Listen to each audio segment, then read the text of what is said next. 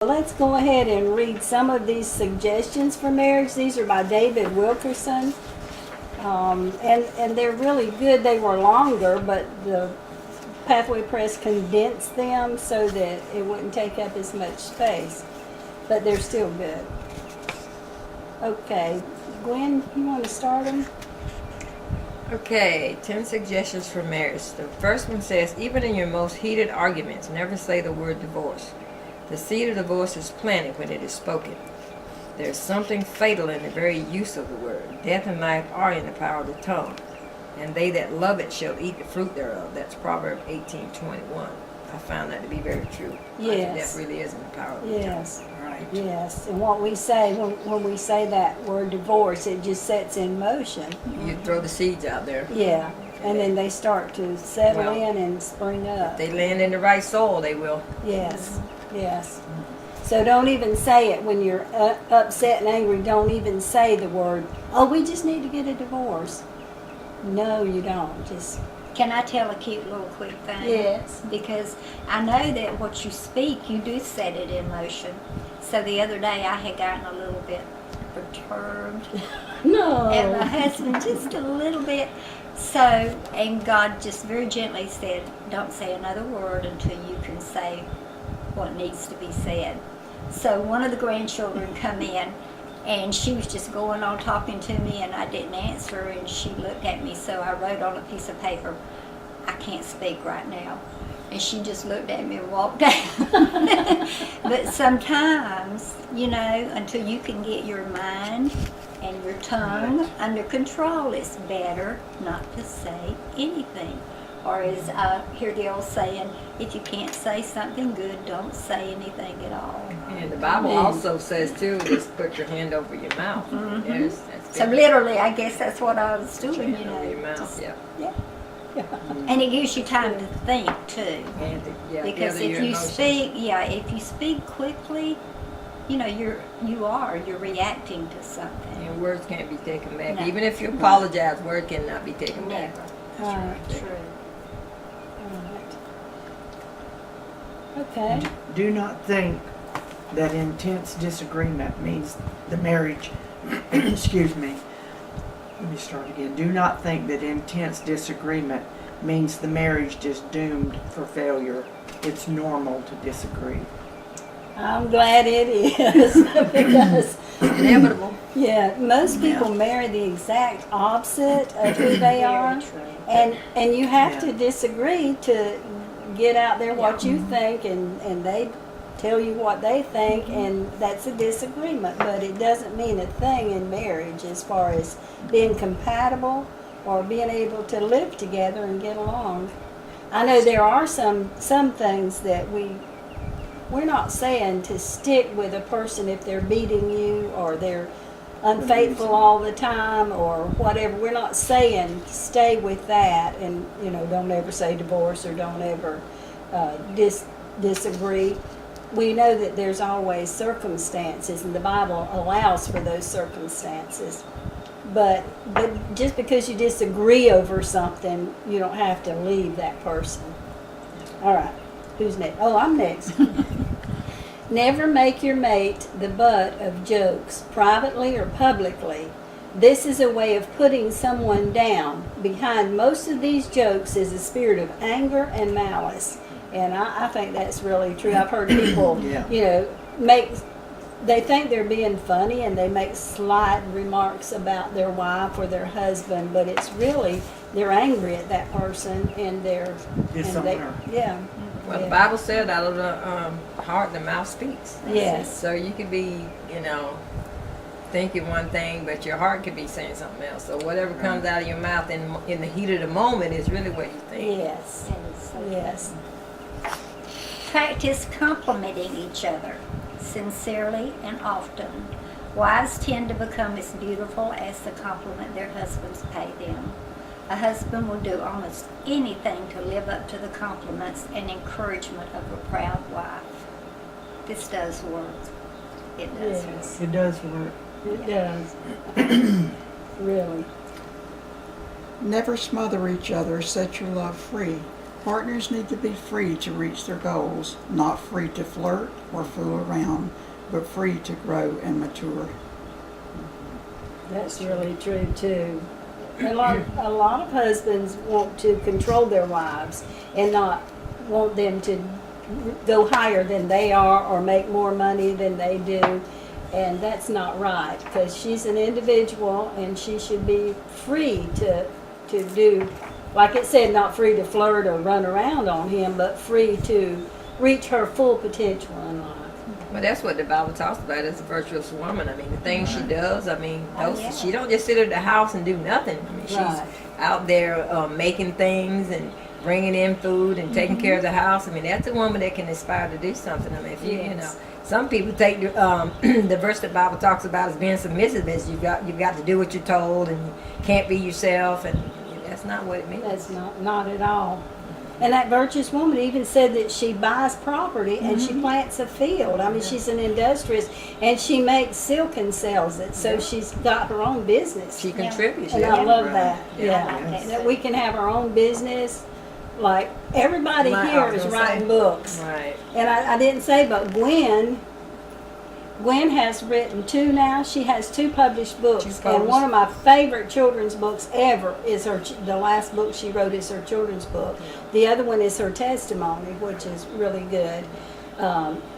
Sandy's writing about her life, which is going to be a wonderful, wonderful book. And it's going to touch so many people. And Betty is writing about her life, and it is going to be fantastic. And Dolores gets her books in dreams, and then I write mine from experience. So I write all my experiences and Bible studies and children's books. So we're a group that God put together, and we have great fellowship. So I'm just so thankful for our Writers Inc., every one of us. And behind the camera is a cute little girl that's only 15 now. She just started driving, and it's Emily Thompson. Hi. She's homeschooled, so she gets to come to our meetings and learn. And she's writing a really good book. It's going to be a bestseller, I feel sure. It's very deep, Yes. but it's for teenagers, and it is so like teens. So I'm just proud of our group. Okay, where are we, and who's next? Never shut each other out. Be open at all times. Marriage is for sharing and helping one another through every crisis. Okay, and did we say never smother each other? We did that, but we didn't talk about I'm sorry. Okay. Yeah, I was supposed to be. I'm sorry. Okay. Learn how to say, I'm sorry, I'm sorry. and mean it. Also learn to say, I forgive. Jesus warned that the forgiveness of our Heavenly Father depends on our forgiving those who trespass against us. So forgiving our partner and saying I'm sorry is very important. And then number 8, I guess. Number 8, make a conscious effort to keep the joy flowing. The joy of the Lord is our strength. Marriages are suffering from too many somber husbands and sad wives. God is still on the throne, and He has everything under control. A merry heart doeth good like a medicine, but a broken spirit drieth the bones.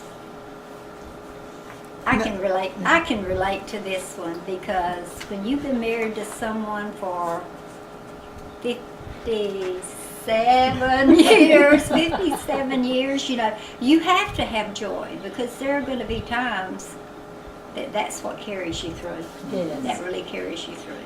Yes. Never turn to a third party in time of trouble.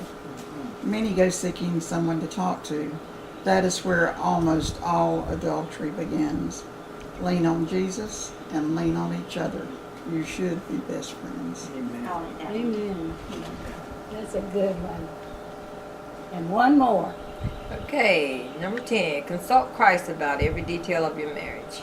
Human love is not enough to keep a marriage strong. That is very true.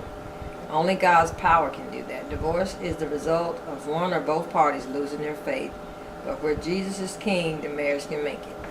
Yes, the marriage can make it. I like that. And I wanted to quote him about number 9 when it said you should be best friend. And I can truly tell you that my husband and I really are best friends. I mean, people ask me who my best friend, and he is, because we were friends before we got married. Yes. And we've been together, married 35 years almost, but we were together 6 years before we got married, and we were actually friends before we were husband and wife. So. And you do things together. I see you guys out We do. walking. We're always you're together. walking together, and you're So doing we do a lot things together. Yeah. Friendship has to be cultivated. Oh yeah, it has to be. I mean, it started when he spent a lot of time lifting weights, and I'm thinking he's always at the weight area.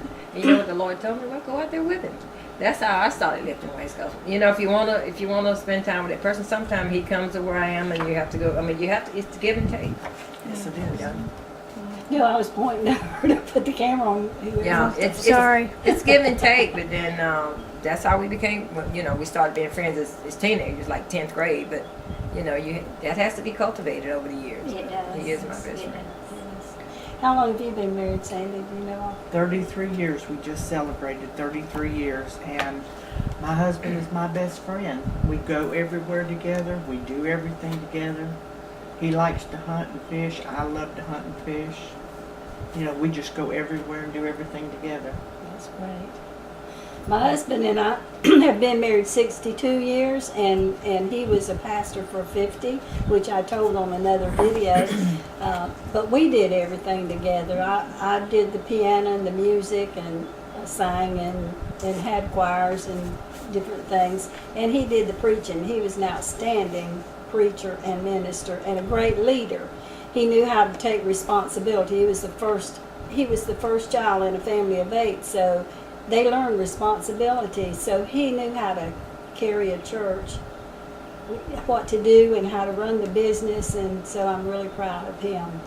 And he's been retired now for 10 years, so he's not in active ministry, and I still had a lot that I wanted to say, and so now I'm saying it on these videos, as you can tell. Retirement is a whole nother area. Yes, it is. So, Betty, how long have you been married? Well, Larry and I have been married for 23 years in May, this coming May. We are friends. Yeah. And it's something that maybe didn't happen years ago, but with my children's dad. But since we've maybe matured in age, people Yes. have, and you learn, and then you meet that person you can be friends with, and we have a marriage that's lasted That's wonderful. and will last. That's wonderful. And God's in it. Yeah. You know, He sent Larry Absolutely. this way. Yes. He came all the way from Tennessee. Didn't know anybody, wound up in Perry and at a fish camp, and a friend. It's a love story, and someone down there knew me from years back that worked at the prison with me and called me down to meet him, and that's how it started. And I say God sent him. He saw the distress in our lives, and he finally said, okay, you know, I'm giving y'all a chance. That's See what great. you can do with That's it. good. That's great. And to pick up on what Gwen said about, and what Johnny said, my husband and I are total opposites. We really are. That's And, right. but you have to learn to appreciate the things they The enjoy. differences. Yeah. Right. Yes. And I know every time that I write a new chapter or I write a newspaper column, the first person I go to is him. And I say, you want to listen to this? And he always does. He always does. So That's good. you have to That means cultivate a lot. that. Yeah. Well, I hope that you have enjoyed what we've had to say today, and it's encouraged you that all these women that have been married for so many years, you can make it. So just hang in there, be a friend, and do the right thing, and love the Lord with all of your heart. He helps us solve a lot of our problems. So I'll see you next Tuesday on Turnaround Tuesday, and bye.